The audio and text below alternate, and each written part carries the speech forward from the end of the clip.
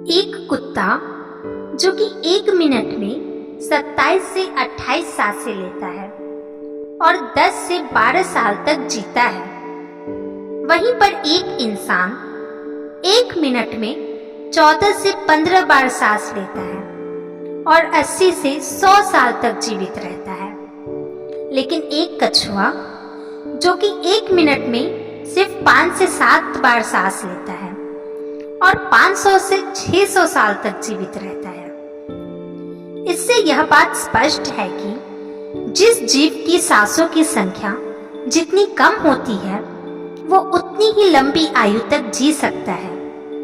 इस चीज को समझकर हमारे पूर्वजों ने सांसों की संख्या को कम और उसके गहराई को ज्यादा करने के लिए विज्ञान पर काम करना शुरू कर दिया था, क्योंकि वो समझ गए थे कि इंसान को जीने के लिए साल या महीनों की नहीं बल्कि सांसों को लेने की गति को कम करके उम्र को लंबा किया जा सकता है। लेकिन सांसों की धीमा और लंबा होने की गति प्राकृतिक रूप से होनी चाहिए। सांस लेते समय श्वसन तंत्र से भीतर गई वायु कई विभागों में विभाजित हो जाती है, जो अलग अलग क्षेत्र में जाकर अपना कार्य पूरा करके भिन्न रूप में बाहर निकल जाती है। ये सब इतनी जल्दी होता है कि हमें इसका पता ही नहीं चलता। हम सिर्फ इतना ही जानते हैं कि ऑक्सीजन भीतर गई और कार्बन डाइऑक्साइड बाहर आई, लेकिन भीतर से क्या सही क्या गलत करके बाहर आ जाती है इसका कभी ज्ञान प्राप्त नहीं हो पाता। यदि हम जोर से गहरी सांस लेते हैं तो तेज प्रवाह के साथ शरीर के अंदर बैक्टीरिया नष्ट होने लगते हैं। कोशिकाओं से लड़ने की क्षमता भी बढ़ जाती है। मस्तिष्क की जागरूकता लौट आती है, जिससे स्मरण शक्ति दुरुस्त हो जाती है। इसकी सक्रियता से सोचने और समझने की शक्ति पुनः जिंदा हो जाती है। फेफड़ों में भरी हवा से आत्मविश्वास पुनः लौट आता है। जरा सोचिए, जब जंगल में हवा का एक तेज झोंका आता है तो जंगल का रोम रोम जागरूक होकर तृप्त हो जाता है। बहुत कम लोगों में क्षमता होती है अपने अंदर आंधी लाने की। लगातार अभ्यास से ही आंधी का जन्म होता है। 10 मिनट की आंधी आपके शरीर और मस्तिष्क के साथ आपके संपूर्ण जीवन को बदल कर रख देगी। असल में हमारी सांसों का हमारे मन की स्थिति और हमारे हर एक अवस्था से सीधा संबंध होता है। इसलिए यदि हम सांसों को सही तरीके से लेना सीख जाते हैं तो हमारा जीवन जादू की तरह बदल जाएगा। आज हम आपको प्राचीन की कहानी के माध्यम से सांसों को सही तरह से लेने और सांसों के जादुई रहस्य को विस्तार से जानेंगे। बहुत पहले की बात है, एक ऋषि अपने आश्रम में शिष्यों को योग, ध्यान और प्राणायाम की शिक्षा दिया करते थे। ऋषि खुद भी एक योगी थे। उन्होंने अपने कई वर्ष हिमालय की एक गुफा में साधना करते हुए बिताए थे, जहां पर उन्होंने बहुत से सूक्ष्म मानव व्यायामों को, गहराई को समझा था और अपने इसी अनुभव और ज्ञान को शिष्यों की मदद से जन समुदाय तक पहुंचाना चाहते थे। एक दिन रात्रि में भोजन के पश्चात उनके आश्रम का सबसे बुद्धिमान और होनहार छात्र आनंद उनके पास आता है और छात्र के चेहरे को देखकर गुरुजी समझ गए थे कि उसके मन में कुछ सवाल है। गुरु की ओर देखते हुए छात्र ने कहा, गुरुदेव, मैं आपसे कुछ पूछना चाहता हूँ। गुरुदेव ने कहा, वो मैं आपको देखते ही समझ गया था। पूछो, क्या पूछना चाहते हो? छात्र ने बोला, गुरुदेव, आपने कहा था कि योग, ध्यान और प्राणायाम का मूल आधार हमारी सांसें होती है और अपनी सांसों पर नियंत्रण पाते ही हम अपने मन और विचारों पर नियंत्रण पा लेते हैं। तो आज मैं आपसे सांसों के रहस्य और उसके यौगिक विज्ञान के बारे में विस्तार से जानने आया हूँ। यह सुनकर गुरु ने एक हल्की मुस्कान दी और कहना शुरू किया, जैसा हमारा मन होता है, हमारे सांसों की गति भी वैसी ही हो जाती है, या फिर जैसी हमारी सांसें होगी वैसे ही हमारी मनोदशा हो जाएगी। यानी कि हमारी सांसों से सब कुछ जुड़ा हुआ है। जो हमारे भीतर घटता है वही हमारे बाहर आता है। हर घटना हमारे सांसों से गहरा संबंध रखती है। मतलब कि अपनी सांसों की गति पर नियंत्रण करके अपने मन और विचारों पर नियंत्रण कर सकते हैं। अगर तुम किसी सच्चे योगी या साधक को ध्यान से देखोगे तो तुम्हें उसके चेहरे पर गजब का ठहराव दिखेगा। एक सच्चा योगी बुरी से बुरी परिस्थिति में भी खुद को स्थिर और शांत रख सकता है। एक योगी अपनी भावनाओं को नहीं दबाता, बल्कि वो अपनी सांसों पर नियंत्रण हासिल कर लेता है और सांसों पर नियंत्रण हासिल करते ही अपने मन पर नियंत्रण पा लेता है। और जिस आदमी का मन उसके नियंत्रण पर हो, उसके पास उसकी सभी समस्याओं का समाधान होता है। गुरु ने छात्र की तरफ इशारा करते हुए कहा, तुमने कुछ योगियों के बारे में सुना होगा जो 300-600 सालों तक जीवित रहते हैं। आखिर वो इतने लंबे वर्षों तक कैसे जीवित रह जाते हैं? असल में उनका नियंत्रण उनकी सांसों पर होता है। इसमें वे महारत हासिल कर चुके होते हैं। आपको जानकर आश्चर्य होगा कि डर, चिंता और परेशानी जैसी चीज असल में होती ही नहीं है। ये सिर्फ हमारे मन और भावनाओं की उपज है। हमारे अंदर का क्रोध, अहंकार, जलन और चिंता या फिर बदला लेने की भावना, ये सब कुछ हमारे सांसों के हिसाब से चलता है। अगर हमारी सांसों पर हमारा नियंत्रण है तो ये सभी दुर्भावना हमारे नियंत्रण में आ जाते हैं। अपने मन को समझाने का एकमात्र यही रास्ता है कि हमें अपने सांसों के पुल को समझकर उसके जरिए चलना होगा और अपने मन को समझाना होगा।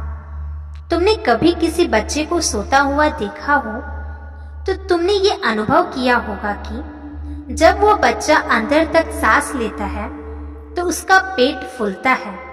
जब वो सांस छोड़ता है तो पेट पिचक जाता है। यानी कि एक बच्चा अपने पेट, अपने नाभि से सांस लेता है, जो कि सांस लेने का सबसे सही और प्राकृतिक तरीका है। अपने इस गहरे और लंबे सांस की वजह से बच्चे का मन हल्का और उत्साहित रहता है। तुमने देखा होगा बच्चे अपने मन में किसी बात को लंबे समय तक नहीं रखते, ना ही वो किसी से ज्यादा लंबे समय तक गुस्सा रह सकते हैं। बच्चा इतना सरल इसलिए हो पाता है क्योंकि वो नाभि से लंबी सांसें लेता है। हालांकि ये लंबी सांसें हर मनुष्य को दी गई है, लेकिन इंसान ने अपने जीवन में कुछ अप्राकृतिक परिवर्तन कर अपनी सांसों को छोटा कर लिया है। वो पेट के बजाय अपनी सीने से सांस लेता है। हम जितनी छोटी सांसें लेंगे उतनी ही चिंता और दुर्भावना से भरे रहेंगे। हमारी सांसें जितनी गहरी और लंबी रहेगी, हम उतने ही शांत और खुशहाल रहेंगे। गुरु ने आगे कहा कि एक आदमी 1 मिनट में 14 से 15 बार सांसें लेता है और सांस का सीधा संबंध हमारे मन की स्थिति और हमारे शारीरिक कंपन से है।